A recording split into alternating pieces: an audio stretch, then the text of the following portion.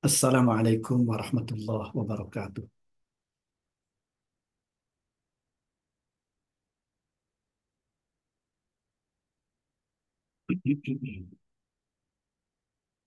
Alhamdulillah, sallallahu ala rasulillah, wa ala alihi wa sahbihi wa wa la hawla wa la quwwata illa billah. Jemaah sekalian, kenapa kita harus melakukan tazkiyatun nafas? Bahkan kita meyakininya tazkiyatun nafas ini setelah memahaminya dengan baik merupakan sebuah kewajiban bagi setiap kita orang beriman yang sudah dikaruniai kesadaran bahwa kehidupan ini adalah perjuangan membangun bangsa, membangun negara, menakar dunia, membangun peradaban. Teman-teman sekalian, eh, berikut surat Al-Anbiya ayat 35 sebagai pengingat kepada kita kenapa tazkiyatun nafas menjadi niscaya. Kullu nafsin dha'iqatul maut wa nabluukum bisyarri wal khairi fitnah wa ilaina turja'un. Setiap jiwa itu akan merasakan kematian.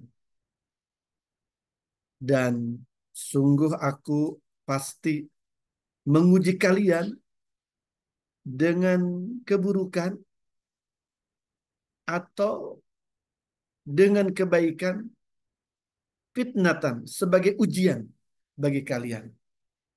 Wa ilaina turja'un. Dan ingatlah, kalian hanya kepada kami pasti dikembalikan. Teman-teman sekalian, rupanya dalam kehidupan di dunia ini Allah menguji kita. Dan ujian itu ada dua model. Yang pertama keburukan, yang kedua kebaikan. Selama ini banyak manusia yang mengira ujian itu keburukan saja. Hal-hal yang tidak enak saja.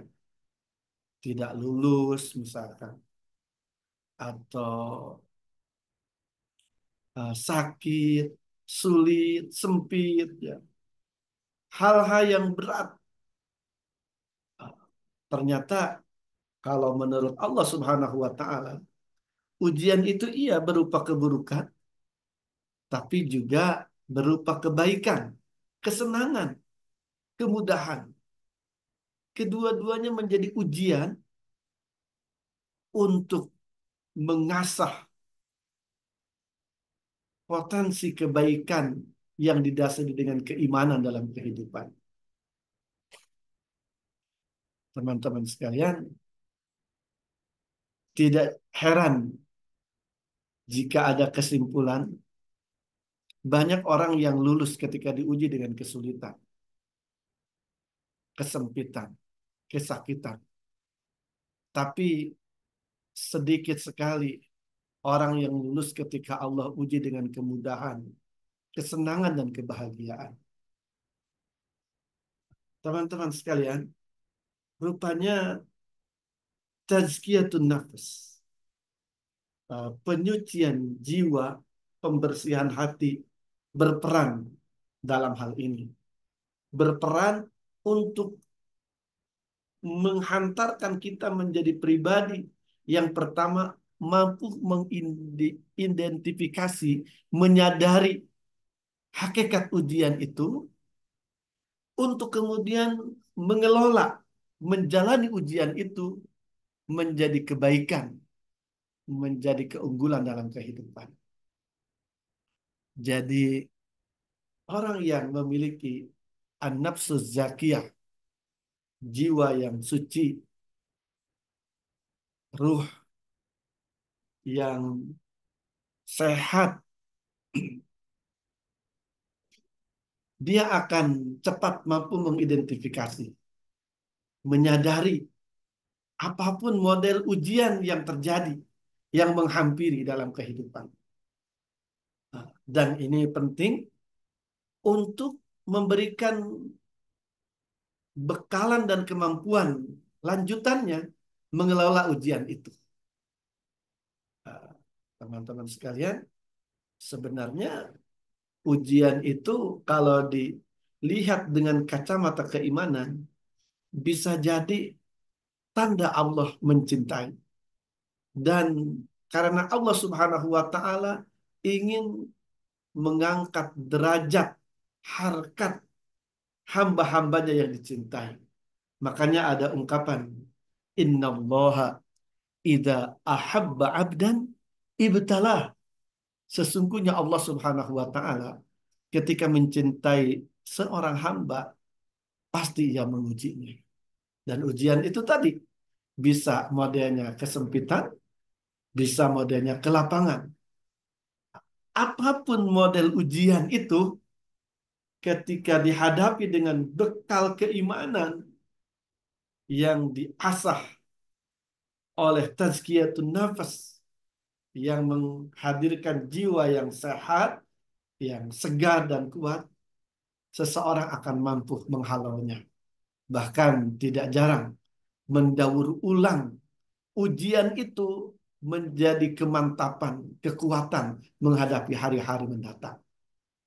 Teman-teman sekalian, mari kita perhatikan firman Allah Subhanahu wa taala di surat Al-Hadid juga. Di surat Al-Hadid ayat 22. Ini ayat ini sebenarnya setelah ayat yang memerintahkan agar bersegera untuk mendapatkan ampunan Allah Subhanahu wa taala. Yang artinya uh, bersegera untuk mensucikan diri. Sabiku ila magfiratin min rabbikum wa jannatin arduhas samawati wal ard uiddat lil ladzina amanu billahi wa rusulih dzalika fadlullahi yu'tihi man yasha wallahu dzul fadlil azim. Itu ayat 21-nya. Ya, ayat 22-nya ternyata menjabarkan ma asaba min musibatin fil ardi wala fi anfusikum illa fi kitabim min qabli an nabra'aha inna dzalika 'ala Allahi yasir. Sungguh tidaklah terjadi sesuatu di muka bumi ini kalimatnya musibah teman-teman. Tapi sebenarnya yang dimaksud bukan hanya musibah yang dipahami oleh kebanyakan kita, yang buruk, yang pahit, yang sakit itu saja. Tapi kalau dibaca tafsir ayat ini, ma asaba min musibatin fil ardi. Ah, tidaklah terjadi suatu kejadian di muka bumi ini, baik keburukan ataupun kebaikan, wala fi anfusikum. Tidak pula yang terjadi pada masing-masing diri kalian, illa fi kitabim min qabli an nabra'aha. Melainkan semua itu sudah tercatat dalam kitab Allah di Lauhil Mahfud sebelum digelarnya, sebelum terlaksananya. Inna dzalika 'ala Allahi yasir. Sesungguhnya semua itu bagi Allah sangatlah mudah.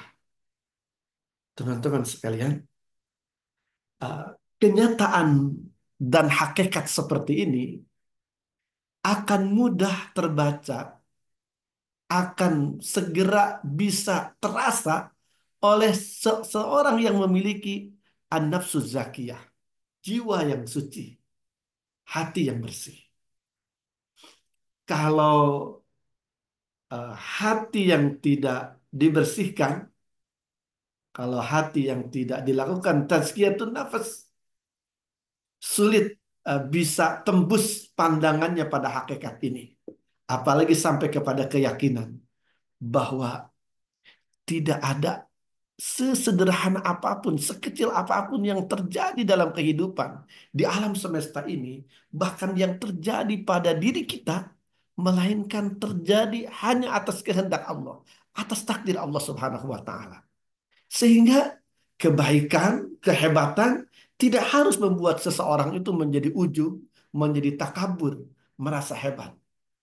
Kesulitan, kepedihan, kesakitan tidak harus membuat seseorang itu kehilangan harapan.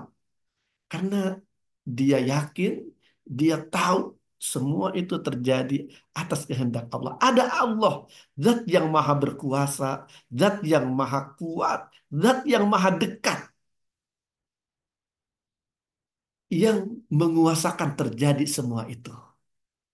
Nah, ini rahasianya orang yang memiliki tazkiyatun nafas yang baik. Dia akan senantiasa tenang dan tawazun pada kondisi sebaik apapun, juga seburuk apapun. Kebaikan tidak akan membuat dia menjadi sosok yang takabur. Keburukan tidak akan membuat dia menjadi sosok yang kehilangan harapan.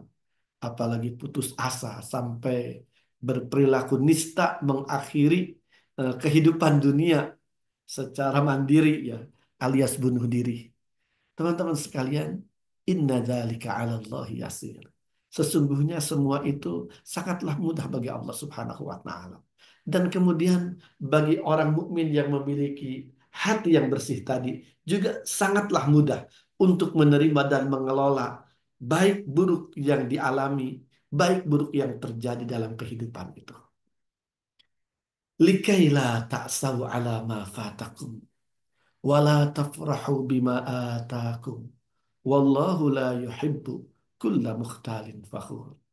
Kemudian Allah lebih menegaskan ya, menguatkan makna dari ayat 22 ini. Semua itu Allah jelaskan ini. Likaila itu eh, eh, begitu eh, untuk lebih mudah dipahami penerjemahannya.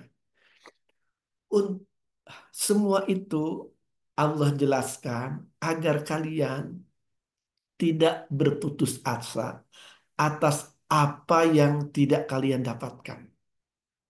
Dan agar kalian juga tidak terlampau bergembira atas apa yang kalian dapatkan. Jadi supaya tetap punya harapan ketika kehilangan, dan tetap memiliki rasa dan sikap kesyukuran ketika mendapatkan kebaikan. Dan uniknya, teman-teman, di akhir ayat 23, wallahu la yuhibbu kulla mukhtalin fakhur. Ingatlah, Allah sangat tidak menyukai orang yang pelit dan sombong. Subhanallah. Jadi ini bisa menjadi bahan renungan dan memberikan pemahaman kepada kita, eh, fenomena yang akan terjadi ketika hati itu tertutupi, tidak dilaku, tidak terbersihkan, tidak suci, seseorang akan gundah dengan semua kejadian, tidak siap menerima setiap keadaan, dan dia pun menjadi orang yang pelit dan menyombongkan diri.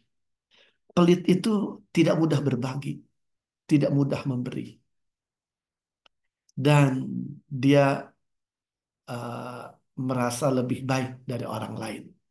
Mukhtal, fakhur. Ini sikap yang harus diwaspadai, dan sebagai fenomena keringkihan hati. Teman-teman sekalian, berikutnya, jadi sebelum meninggalkan halaman ini, uh, kenapa kita melakukan tazkiyatun nafs? Kita melakukannya dan kita akan terus melakukannya, menjadikan setiap yang ada, yang bisa kita lakukan menjadi bagian dari proses tazkiyatun nafas agar kita mampu mengelola uh, model apapun yang kita alami dalam kehidupan ini. Kebaikan agar senantiasa menghantarkan kita menjadi pribadi yang bersyukur, keburukan, kesulitan akan menghantarkan kita menjadi pribadi yang bersabar. Dan tazkiyatun nafas akan terus terjadi pada pribadi yang sedemikian. Berikutnya teman-teman, alasan kita harus melakukan tazkiyatun nafas agar kita menjadi pribadi yang bisa bermanfaat. Jadi dengan kebersihan jiwa, harapannya kita akan menjadi hamba yang sebagaimana diharapkan oleh Allah Sang Maha Pencipta. Allah mengharapkan ciptaannya yang bernama manusia itu menjadi khalifahnya di muka bumi. Khalifah itu artinya pewaris, pelanjut, pengelola bumi ini untuk kebaikan, untuk kemanfaatan diri, keluarga, dan lingkungannya seluas-luasnya, masyarakatnya. Makanya saya sering menyampaikan Allah Subhanahu wa taala itu menginginkan setiap kita manusia ini menjadi penaka dunia, pembangun peradaban. Dan hal ini sangat memungkinkan ketika kita memiliki jiwa yang bersih. Berawal dari jiwa yang bersih, kita akan memiliki jiwa raga yang bersih, yang sehat, yang kuat, dan kemudian bermanfaat. Kita ingat pesan seorang ulama, Syekh Mustafa Shadiq Ar-Rafi'i ini, "Man lam yazid syai'an fid dunya, fahuwa zaidun fiha." Bagi kita, seorang yang beriman, yang hidup di dunia tanpa menghadirkan sedikit pun karya dan kemanfaatan, maka kehidupan kita sekedar menjadi beban bagi bumi ini. Dan itu tidak boleh terjadi bagi kita orang-orang beriman. Karena itu mensucikan diri, mentazkiyatun nafas harus menjadi kegiatan yang menjadi kekhasan kita pada setiap hari, pada setiap waktu. Teman-teman, berikut adalah sarana-sarana tazkiyatun nafas yang bisa kita optimalkan uh, untuk menjadikan ruh kita, jiwa kita menjadi bersih. Yang pertama adalah taubat dan istighfar kepada Allah Subhanahu wa taala. Jamaah sekalian, sebagai manusia, sebagaimana juga dinaskan dalam hadis Rasulullah Sallallahu Alaihi Wasallam, kullu bani Adam khatta'un. Setiap anak keturunan Adam, yang artinya manusia, itu semuanya berpeluang untuk melakukan kesalahan, melakukan dosa. Wa khairul khatta'ina at-tawwabun. Ingatlah, sebaik-baik orang yang melakukan dosa adalah yang bersegera melakukan taubat kepada Allah Subhanahu wa taala. Teman-teman, jadi bagi kita taubat ini jangan tabu, jangan anti ya. Kita harus menjadi pribadi yang mudah renyah, bersegera sadar ketika melakukan dosa dan segera bertaubat kepada Allah Subhanahu wa taala. Malah taubat dan istighfar ini bagus kalau menjadi kegiatan harian setiap sholat misalkan. Sholat itu kan kita melakukan taat kepada Allah. Tapi setelahnya kita segera bertaubat dengan ucapan istighfar kita. Harapannya pada waktu dan tempat paling dekat kepada Allah Subhanahu wa taala kita lakukan. Atau ketika mau tidur, selain doa dan ayat-ayat yang disarankan. Salah satu yang tidak boleh terlewatkan adalah beristighfar, bertaubat, memohon ampun kepada Allah Subhanahu wa taala. Syukur kalau sambil bermuhasabah diri, mengingat kembali dari mulai bangun tadi pagi sampai mau kembali mengistirahatkan diri. Bahkan tidur itu seringkali disebutkan latihan mati, teman-teman. Dan mati kecil ya. Juga tidak jarang orang yang tidur kemudian tidak bangun lagi karena dicabut ruhnya oleh Allah Subhanahu wa taala. Sebelum tidur istighfar, istighfar. Di pagi hari, di waktu sahur, setelah tahajud, setelah witir, juga kita bertaubat, beristighfar. Itu waktu yang paling istimewa untuk beristighfar. Kata Allah Subhanahu wa taala ketika menjelaskan kebiasaan dan sifat hamba-hambanya yang maha pengasih, ibadur rahman, wabil ashari hum yastaghfirun. Dan di waktu sahur di pagi hari, mereka senantiasa beristighfar, memohon ampun kepada Allah Subhanahu wa taala. Teman-teman sekalian, jadi istighfar ini harus menjadi kebiasaan dan hal yang sangat dikokohkan dalam keseharian. Jangan terlewatkan. Eh, Syukur kalau bisa seperti Rasulullah Sallallahu Alaihi Wasallam. Dalam hadis diriwayatkan beliau setiap hari itu tidak kurang dari 70 kali. Dalam riwayat lain tidak kurang dari 100 kali beristighfar kepada Allah Subhanahu wa taala. Padahal beliau itu seorang nabi, seorang rasul, manusia terbaik yang pernah ada di dunia ini. Dan kelak di surga pun beliau adalah pemimpin ahli surga, pemimpin para nabi dan utusan Allah Subhanahu wa taala. Namun ternyata beliau selalu beristighfar kepada Allah pada setiap hari tidak kurang dari 70 kali. Demikian baginda Rasulullah Sallallahu Alaihi Wasallam. Bagaimana dengan kita? Eh, Tentunya kita harus lebih banyak dari 70 kali, dari 100 kali. Teman-teman, hadis ini sudah pernah saya bacakan. Hadis sahih, bahkan mendapatkan tasih dari Imam Al-Albani rahimahullah, dari Abu Hurairah radhiyallahu an, Rasulullah sallallahu alaihi wasallam bersabda, "Innal mu'mina idza adnaba kanat nuqtatan sauda'a fi qalbi." Sesungguhnya seorang mukmin itu ketika melakukan dosa, dosa itu akan mengakibatkan noda hitam pada hatinya. Ketika ia bertobat dan meninggalkan dosa itu dan beristighfar kepada Allah, maka hatinya dibersihkan. Namun ketika ia bertambah melakukan dosa, noda hitam itu bertambah pula. Sampai hatinya itu ditutupi dengan dosa itu. Fadzalika ron. Ingatlah, itulah yang disebut ron, yang artinya karat.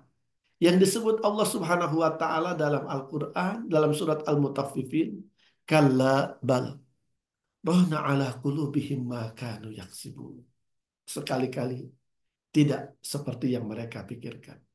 Sungguh dan pasti menutupi sebagaimana karat itu menutupi atas hati-hati mereka dosa yang mereka lakukan. Jadi dosa yang hari ini begitu mudah, begitu dekat di sekitar kita, teman-teman, itu akan menodai jiwa. Dan kalau tidak dibersihkan dengan taubat dan istighfar, akan menutupi hati. Sampai hati itu menjadi hitam, sampai hati itu menjadi beku, kaku, tidak memiliki gerakan, tidak menjadi pengingat, penguat pada kebenaran. Karena itu Jangan sampai hati kita eh, terabaikan sedemikian rupa dalam waktu lama. Eh, Bertaubatlah, beristighfarlah kepada Allah Subhanahu wa taala. Lakukan setiap hari, bahkan setiap ada kesempatan. Kita menyesal dan malu, merasa rugi dengan dosa yang kita lakukan. Yang kemudian rasa malu dan penyesalan itu me- menghasilkan tekad bulat kuat untuk tidak kembali lagi melakukan dosa. Dan eh, tekad kuat dipenuhi dengan penyesalan, menghadirkan harapan, permintaan kepada Allah agar diampuni. Makanya kita membaca istighfar. Astagfirullahaladzim. Ya Allah, sungguh aku memohon ampunanmu dan sungguh aku kembali kepadamu. Untuk kemudian ketika dosa itu berhubungan dengan sesama manusia, sesama hamba, kita meminta maaf, meminta ridho. Bahkan ketika berkait dengan harta, kita mengembalikan hak-hak saudara itu. Tentunya yang diminta eh, meminta maaf kepada saudara itu. Mengembalikan hak saudara kita yang kita pernah mengambil haknya atau melakukan dosa kepadanya. Adapun saudara kita belum berkenan untuk memaafkan, ketika kita sudah maksimal meminta maaf dan mengembalikan haknya, itu di luar kemampuan dan tanggung jawab kita antara dia dengan Allah Subhanahu wa taala. Secara rukun taubat insya Allah sudah terpenuhi dan taubat serta istighfar kita diterima oleh Allah Subhanahu wa taala. Demikian jamaah sekalian, teman-teman yang dirahmati Allah Subhanahu wa taala. Hari ini kita memulai membahas sarana-sarana tazkiyatun nafas. Nah, yang pertama ini adalah taubat dan istighfar. Insya Allah pekan yang akan datang kita lanjutkan dengan sarana-sarana yang lainnya. Semoga Allah mengampuni kesalahan dan kekurangan serta memberikan keberkahan sehingga ada kebaikan, ada kemanfaatan untuk kita semua. Wallahul muwaffiq ila aqwamit thoriq. Wassalamualaikum warahmatullahi wabarakatuh. Pada hari ini izin untuk undur diri. Kurang lebihnya mohon maaf apabila banyak kendala dalam kegiatan kajian sore pada hari ini. Semoga kedepannya lebih baik dan partisipasi teman-teman lebih baik. Untuk info teman-teman,